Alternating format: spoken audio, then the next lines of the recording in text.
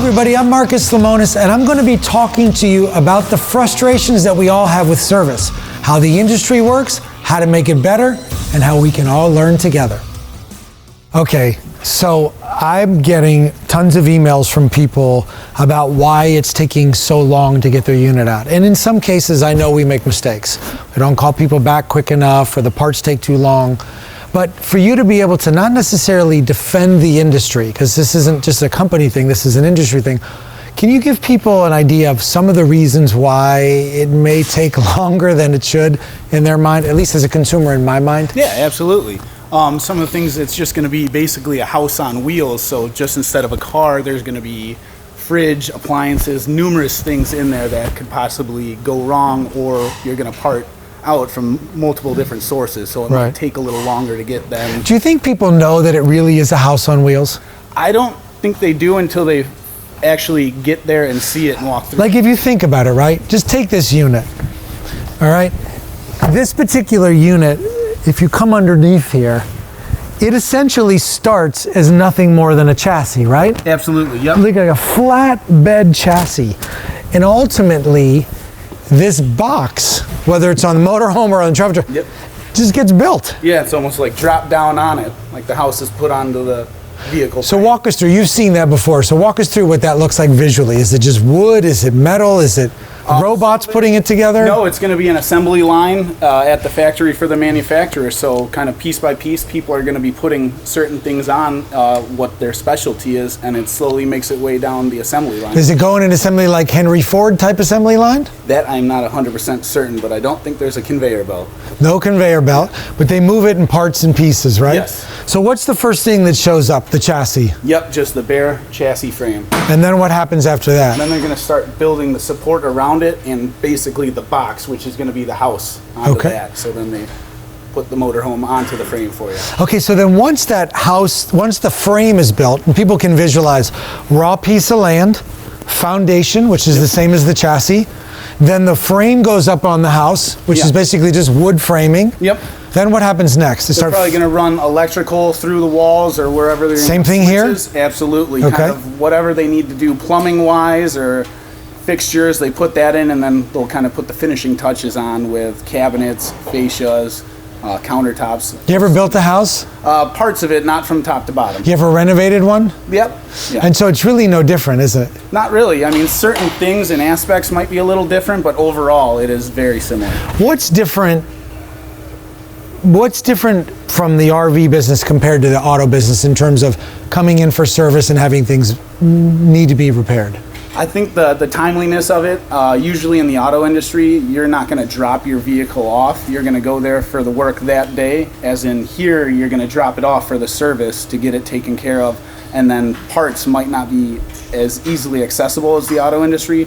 They might have to actually make the cabinets at the manufacturer, or something has to be physically made and then sent to us, so that could kind of delay any work being done on that too. Yeah, one of the fascinating things for me over the last 20 years about the RV business is it's one of the best industries in America, built by amazing people in Indiana and Iowa and now in Oregon and all over the country. But ultimately, it's not a robotics process. It's a handmade process by individuals who start with a platform, and then they essentially build this house, and they run the electrical wires, they run the plumbing, there's carpenters involved. It literally is a house on wheels. And what's frustrated me, which I'm sure has frustrated you, is the lack of speed in which things are repaired. You know, I think people get very frustrated, first timers to the industry, that things break a lot. And they're mad at the dealers, or they're mad at me, or they're mad at the manufacturer. All justifiable. But the reality of it is that the parts and pieces that go into making RVs are very different than the parts and pieces that go into building a car. If you have a Ford Taurus or a Ford Explorer and something breaks and you take it to the dealership, there's a systematized parts process with part numbers, and that manufacturer has built a backup to be able to accommodate for it. They've built an inventory of parts so that on the 2019 Ford Explorer model, they know all the parts and pieces. Unfortunately, and this is a little bit of a secret, in the RV industry, models change pretty regularly. And inside of a model, there could be 20 or 30 floor plans.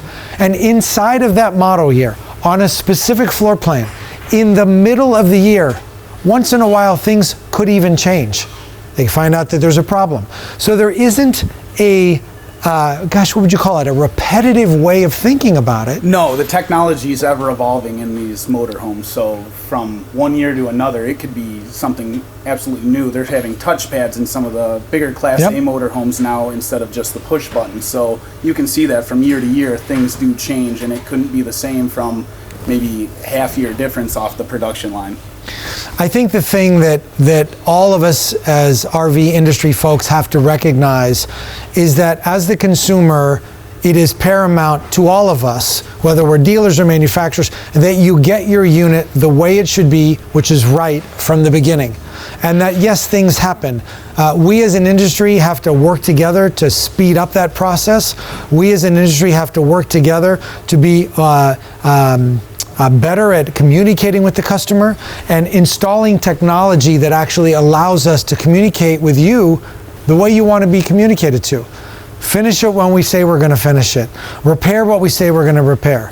But you can imagine, me as a consumer, you as a consumer, when my generator doesn't work in my RV or my generator doesn't work at my house, I'm mad.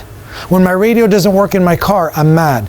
And so one of the things that we're advocating is we need to get better as an industry. We need to get better as a dealer, but we also need to remember that in order for this product to ultimately work the way it should, we need customer feedback on what's working and what's not, so we can build the repetitive files and go back to the manufacturers and say, look, on this model, we had 19 complaints in this area. So while you may think that we don't like the constructive criticism or the frustration or the anger, it's quite the opposite. While we know we have to get better and be more responsive, the more feedback we can get, the better we can train our people, the better we can train our manufacturers. And keep in mind, the RV industry has doubled, tripled, quadrupled, and even more than that over the years.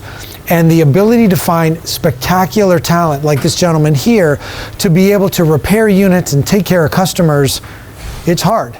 It's not an excuse, it's the reality. We'll get better, but I wanted you to understand the complexity that goes into making the unit, repairing the unit, and then making sure that you're satisfied.